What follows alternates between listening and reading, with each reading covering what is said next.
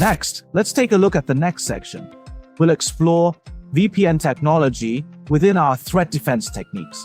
So, this thing called VPN, if you look at it literally, this VPN, it's virtual private network. What we call a private network, that's our private network. It contrasts with the public network. In other words, typically you just see an address like those starting with 10.10, 10.00, 0.0.8, or 172.16.0.0.2, or 192.168.0.0.16. These kinds of address ranges. These address ranges typically indicate that this network is a private network, right? Self-built. So this VPN, it's essentially used to connect our networks at different locations on the public network, linking several sites together to form one large private network. That's what a VPN is.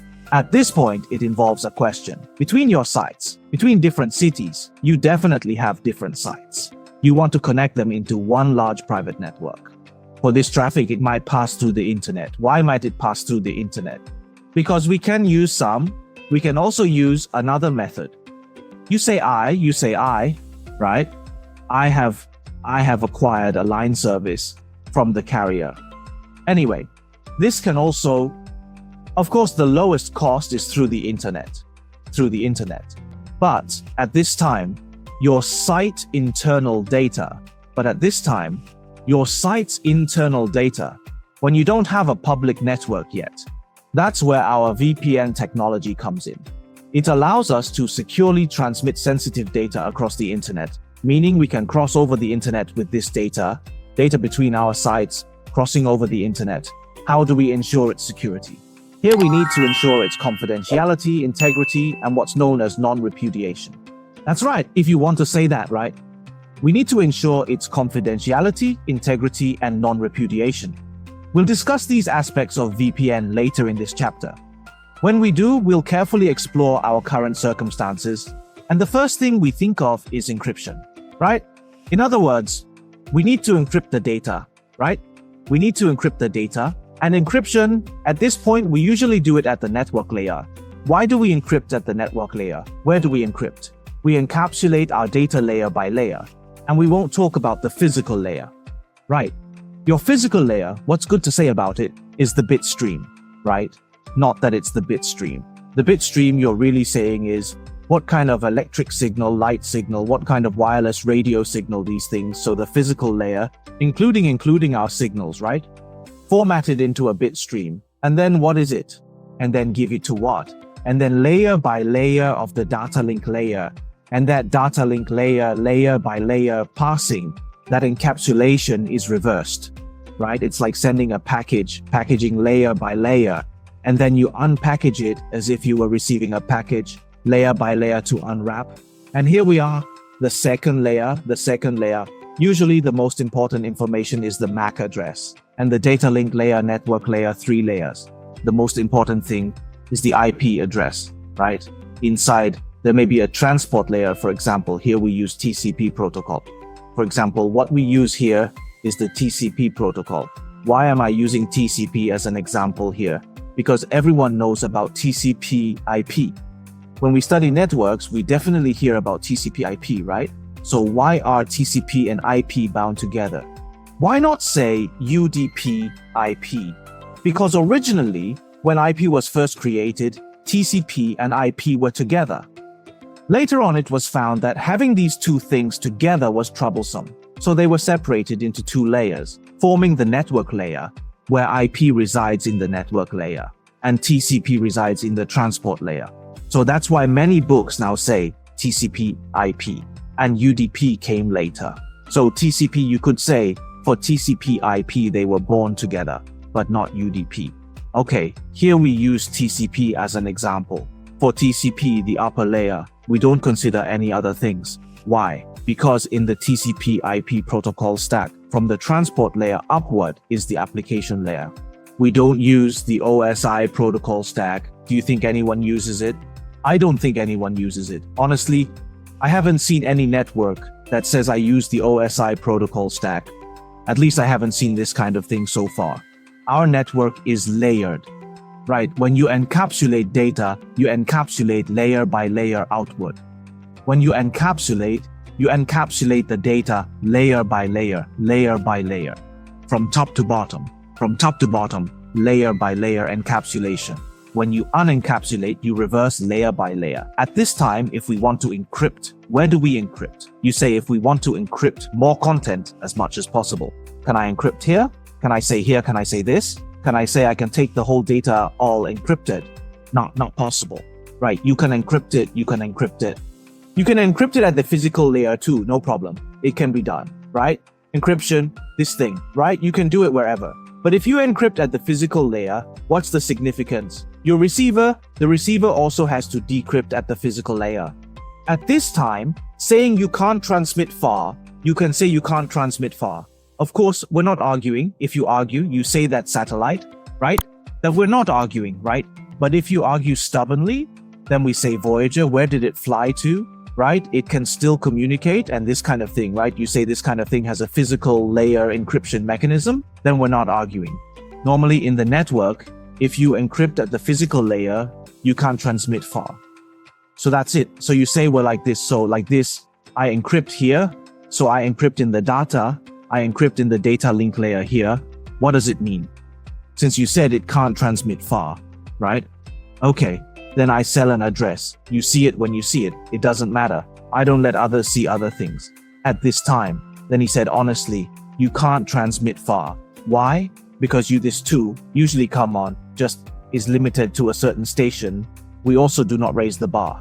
Of course, you say we have now big two this thing. It can only be said to be a patch technology that has been modified. What's the matter?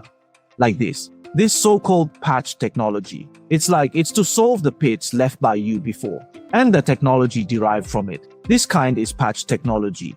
For example, like now we're using a lot of NAT, network address translation. This is a patch technology. We also don't consider this technology. That is, usually we think at the data link layer. It also doesn't transmit far, right? Usually within a site. Imagine how big your broadcast domain can be, right? Okay, then you say we take a step back. Can we encrypt at the network layer? You say, can IP transmit far? It can transmit very far? Of course it can, right? You say, can it transmit from China to the United States? Of course it can, no problem. Through IP, this packet can be transmitted through the public network to another globally accessible place. In this case, so if we want to encrypt more content, we usually encrypt at the network layer, right? Because if you encrypt at the transport layer, or at the application layer, the amount of content you encrypt is relatively small. Others may get more information. But if you encrypt at the network layer, on one hand, it can transmit. On the other hand, it won't affect your data transmission. But if you encrypt at the network layer, on one hand, it can transmit. On the other hand, it won't affect the range of your data transmission. Distance. In addition, there are no restrictions on transmission. Furthermore, we can encrypt as much content as possible. So, we usually encrypt at the network layer.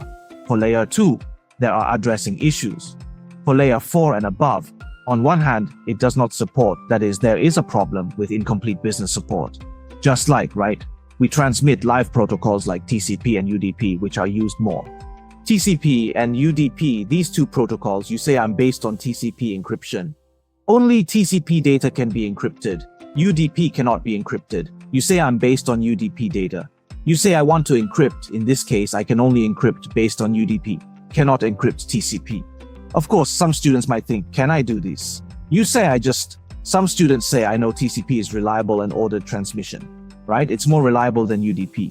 Can I use TCP and not use UDP? But have you ever thought about what TCP is? Connection oriented.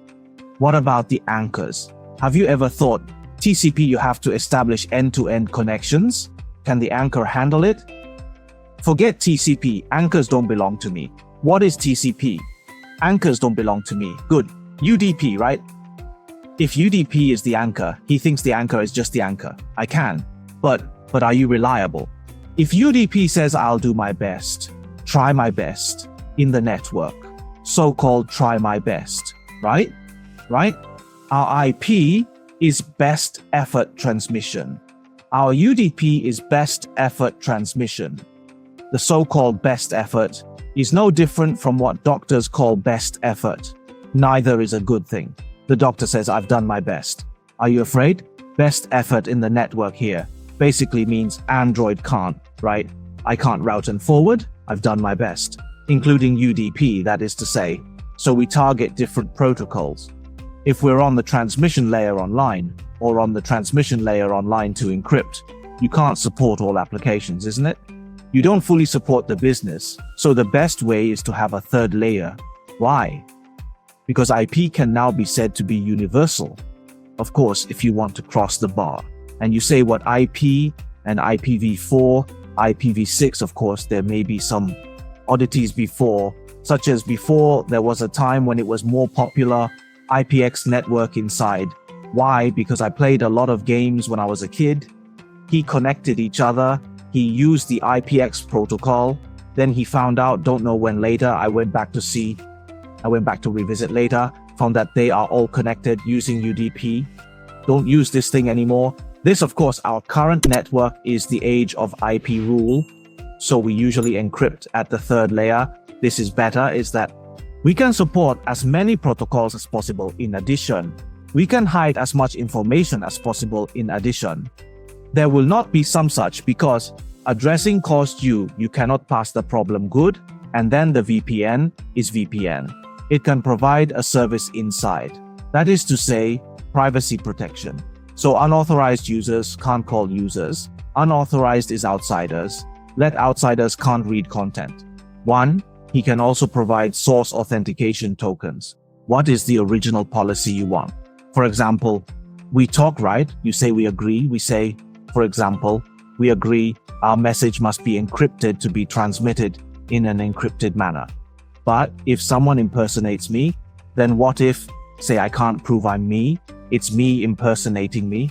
For example, someone impersonates me. At this time, you can't talk about encryption anymore, right? Because from the beginning, the end is wrong. You need to ensure that the identity of the sender is true. That is to say, you have no source authentication. You can't guarantee privacy. So source authentication is also very important, right? You need to make sure with the person who sends encrypted messages that he is him and he can prove he is him. And another integrity. What's the matter you want to add? Decryption of this thing must definitely go to consume some resources this time, of course. If there is a bad person, he said, what do you say between you? He said, what happened between you? I can't understand. And then he said he didn't understand what to do. I'll let you don't understand. And then he'll just tamper with your data packet. For example, he's attacking through a middleman, right? Although you say you're saying communication between A and B is encrypted, but C, he can't understand. He goes directly to your packet of data, add some ingredients, or delete them, or delete some things to add things, and delete things, change things. In short, the whole technology is very lively. This cannot be considered technology, can only be considered very lively. He's very lively in your data packet. Like this, your communication between two communicators, both of them. They can't decrypt it either, right? At this time, it's ABC who can't decrypt it either. At this time, what to do? Your communication availability is gone. We need to ensure our availability, that's also to ensure. So at this time, we also need to ensure its integrity and ensure that the data has not been tampered with. This thing is VPN technology. It needs to ensure privacy, integrity, language, authentication. This thing needs to be ensured. Of course, if we talk from the perspective of data security, actually, there is another undeniable VPN, this thing. It doesn't matter. Undeniable. We have other methods to ensure so-called undeniable. That is to say, also called non-repudiation. That is, we can't deny it afterwards. You say, this data is not sent by me, for example. Right, you say these, such as what? You say, you buy a suite, then go to the bank to borrow money after borrowing money. And then you say, this money is not my loan. No, the bank will take the house back, for example. You find someone to borrow money. After borrowing money. Then you shirked. For example, just denied, this money is not my borrow. How to prove this thing? And then and then they take out the IOU, right? You see, what is this? The fingerprint on it is what's the matter. This thing is the non-repudiation. It's also called non-repudiation. That is, cannot deny afterwards.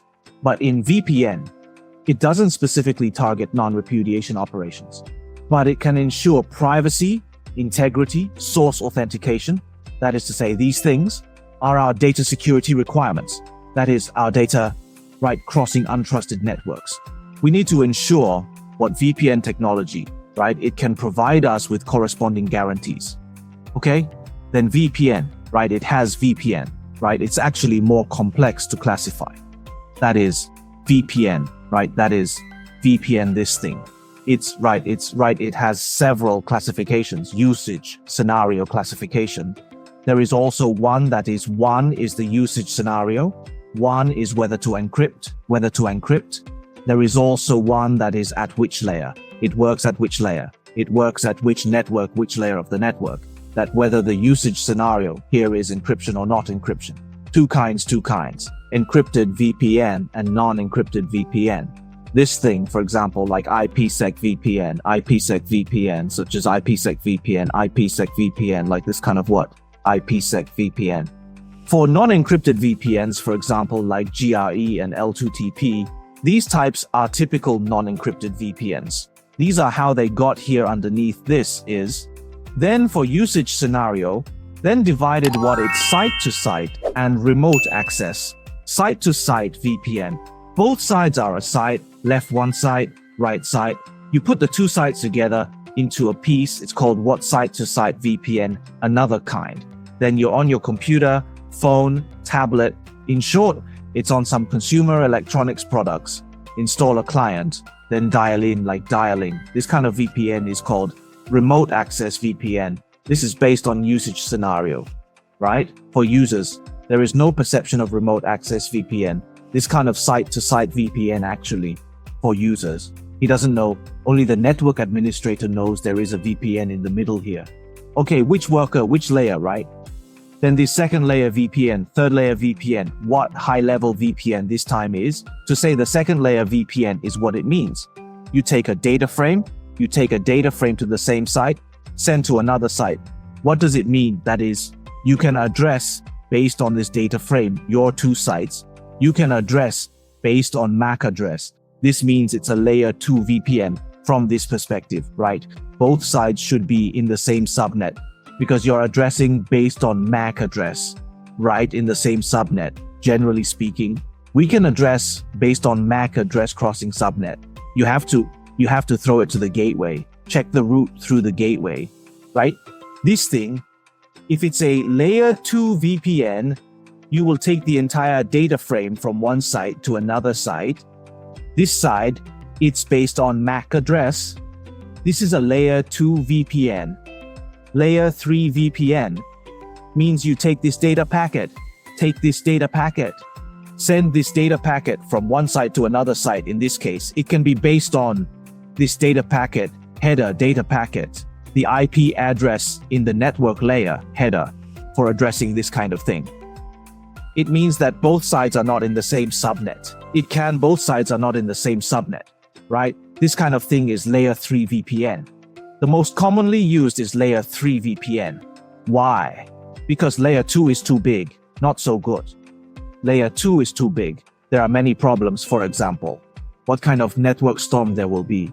Severe. There will be many. And high-level VPN. It's for high-level VPN, such as SSL VPN. It's a high-level VPN. It encrypts the data above the transport layer, then sends it to the other side.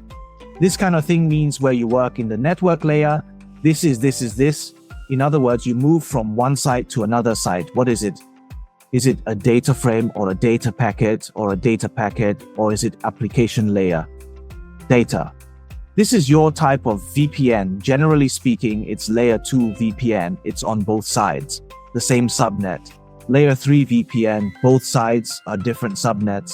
High-level VPN for specific applications. SSL VPN, for example, it's like this. SSL VPN, it's like this.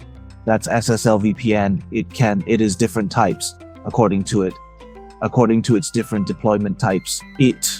It can be layer 3 VPN, it can be layer 3 VPN, it can also be a high level VPN, because it is based on its type, because SSL, this thing says fine is discussed, TLS there, DTLS, those things fine, those right, these things.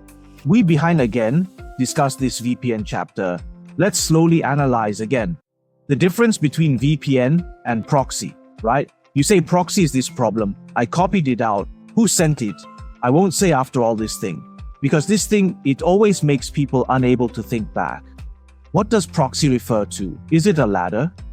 You can say that is a ladder, a VPN.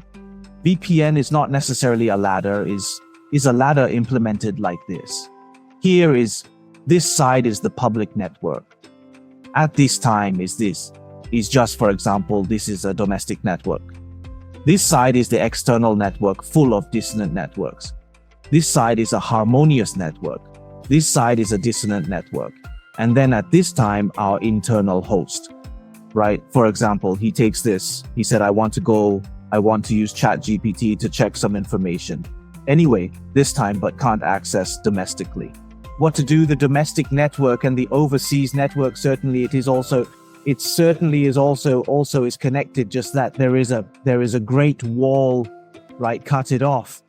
Here is this many, it's what it does. In our internal side, there will be one internally. Inside our network, there will be a device, and outside there's also a device outside. At this time, between these two devices, they are connected in some way.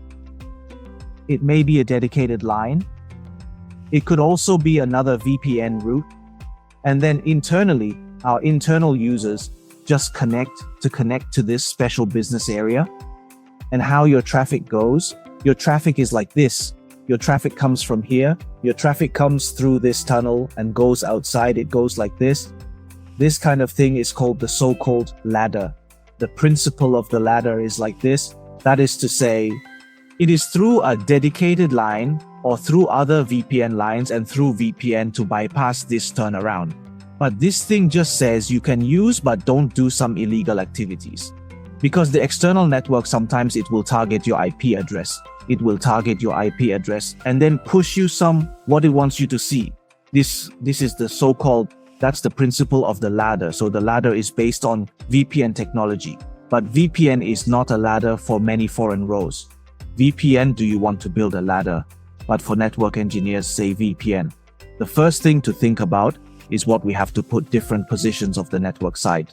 The first thing to think about is what we need to connect sites belonging to different positions of the network connected. This is what we call VPN. VPN, it is a virtual private network. This is the result of VPN. Good on this picture. Above this, it's a here. It says there's IPsec. It's a kind of VPN technology. It is a protocol framework, and SSL or TLS. It's another type of VPN. This has two types of encryption. Both are encrypted VPN technologies. From this place, of course, from the user's point of view, here it says you use a computer to dial here. It's remote access VPN, remote access VPN. Like this, both are a station. This is site-to-site VPN. Of course, this remote access VPN not only can use SSL, you can also use IPsec. This is our NPIE stage. Let's talk about it again. Okay, then we will go into detail. Good. Next is the next one. This is terminal security. Terminal security is also very important. Why? Because there is a point, is where to deploy. Security is the most convenient boundary in the boundary. Deploying security on the boundary is the most convenient. There are two boundaries in our world, in our network world. There are two types of boundaries. For example, right? You have a site here, you have a site here. No matter how it's built inside here, your router switch, firewall. These things, let's not talk about the firewall. First, what router switches? What about these wireless? How are they deployed? One thing is you definitely have to connect. You definitely have to your network. Definitely connected to the external network, right? Your network, you have to connect to the outside, and then your network also connected to the inside users, also connected to users. Is it? Our network just We don't consider how to build it. You have to connect outside and connect users. Where is the boundary? Here is also a boundary. This is called a network boundary. This is called a network boundary. There is another boundary here. There is another boundary here. What's this called? This place needs to be marked like this. Why is it marked like this? I don't draw a dash because this boundary, we usually call it the user boundary, but from the perspective of people, right? Shouldn't you draw behind this computer? But you say, if you come from the perspective of the terminal, should be drawn in front. So we call this place what user boundary network engineering managers. Which piece network engineering is the middle piece, right? I didn't draw this piece, so we go to do deploying security terminal. Security is also very important. It protects the user boundary for this kind of personal terminal device. What about laptops, desktops, computers, for computers, including maybe some phones for these things? For these devices, you also need to deploy a lot of security, defense software. That is to say, especially for computers. This thing for computers, it's the most for malicious software targeting computers, in our case for terminals. We also need to deploy some security defense software. We said before, that is, you need IPS to intercept all malicious software anyway. This efficiency is definitely not deployed on the terminal. Security software is high after all in our network. Because we have MTU, this thing exists, right? MTU, maximum transmission unit. Each packet size is limited. Big need to fragment. You say from the fragments to check more tired, give you a puzzle directly, new puzzle box for you, and let you see if there are any in the puzzle written or not. It's too strenuous. This thing. Here, if we deploy this kind of security software on the terminal, it will be much easier. Our network security defense, often deployed at the network boundary, right? There are also internal defenses, which are much weaker. That is to say, if there are external, it's the external storage.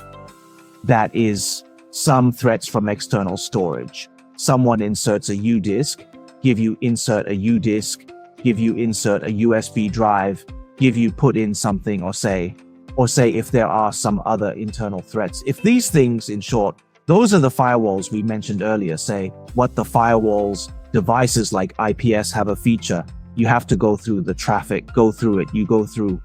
It knows what it's like. It's like what, for example, our entry and exit ports. Generally speaking, domestic criminals. It's basically impossible to catch at entry and exit ports, right? Why? Because they won't go there at all. Here, we're the same for many threats. Firewall-like devices, your traffic doesn't go there. There's no way at all on the terminal. If we install some defense software on the terminal, install some security software in this way, we can protect our terminal security at the same time. It can also protect our network security, right? If your terminal is hacked, then our network is not safe, right? You say the terminal is picking the board machine, then keep checking the network to carry out advanced continuous penetration attack. This thing is really right. You only have the author's signature. Are you signing to prevent thieves from getting tired that here? So terminal security is also very important. Usually, install some defensive that time setup security. This is the most direct means. It's also a supplement to network security. In short, our network security is ultimately not for protecting them. In addition, after they protect themselves. We don't have to worry, this is terminal security good. So terminal security, how should we do it? One is from the perspective of our network workers, that is one, is to verify the identity and device status of the user. That is to say, if you want to expose my network, what are you made of? What type of device are you? Whose device is this? Which user? The relevant thing is to identify the identity. This place involves something called 3A. 3A is the first A, authentication, the second A, authorization, the third A, accounting audit. That is authentication, authorization, auditing. Who are you? What can you do? What have you done through 3A services? We can authenticate device status, identity of users. In addition, host firewall, this thing. What host firewall? Host antivirus software. This thing is on the computer, installed things on the computer firewall. What antivirus software, what anti-spyware software these things are. Basically, Often a suit. I remember it if this is the case, specific, which one, this thing, to be honest, video on too much. But this kind of thing. But in this case, it is used to protect our terminal security. Of course, you may say, I don't like to install these things. Of course, host firewall, like what's built into the Windows system. Antivirus software, what anti-spyware software also has, right? He has Windows built in, Windows Defender, also a kind of antivirus software. So these things from various aspects, actually, how to say, from a certain perspective, this thing is more about doing desktop brother-in maintenance things, of course. Authentication, authorization, auditing. This is the responsibility of our network management. Terminal security is actually the most direct, also the most important. There's another right, words, threat, defense, and a log. What's the use of a log? This thing is like this logs, this thing, if we want to deploy security, certainly there's a situation, it's a kind of some kind of attack we may not have defended. This is also very normal. You said no, because there's no absolute defense in case something we didn't defend, what to do. We, of course, based on this log to trace back our network, right? What happened at what time? In this case, of course. If you have a lot of logs, there's one thing to note. Time synchronization is necessary. Your different devices, if the time is not synchronized, you say your firewall and IPS, if their time difference exceeds 5 minutes. Honestly, when you go to look at the log again, honestly, it's like a headache here. That log, it can also be said to be a monitoring measure. It's also a very important part. On one hand, we can let us grasp the attack event, of course, the attack event when it happened. Logs will be generated whether it was defended or not. You say, I defended everything, or I was careless in these cases. There will be logs generated. We can trace back based on these logs, this trace back at that time. What problems occurred then based on these problems, to re-examine the rationality of our strategy, to optimize our strategy in this way. It is our security equipment. Through these logs, we can help us collect a lot of useful information. So here, like Cisco's security equipment, it can output logs to the console port, output to this remote terminal, for example, through the VTY thread, or placed in our device's cache. Of course, once cached, it's gone.